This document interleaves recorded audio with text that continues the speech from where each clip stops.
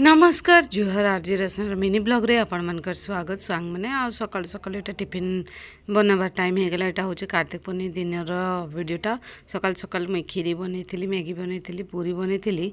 आ देख एटा आउ कहब हैं मुई केनता दिसुछन जे मोर चूड़ी, मोर कानटा, मोर साड़ी सब सूट करूचे तो सबू आपण मानकर लगे मुई मेहनत करूचे। मुई एंता नहीं थई हैला, बाकी आपण मानकर लगे वीडियो बनाबार दिसी बोली करे मते सकाल सकाल रेडी हे जिबार पड़सी। आ मोर किचन के बहुते लोग तारीफ करसन, मैडम बहुत सुंदर किचन बोली करी।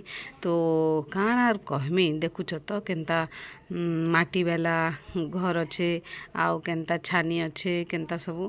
तो मैगी नेटा देली गोटे डेक्ची पानी डाली, झोल नहीं करू लगा झोल करमे बोली तापर सब मसला मसला डाल के मोर रेडी गला। तो जनता भी अच्छे आमर किचनटा आमर लगे बहुत सुंदर है भाई।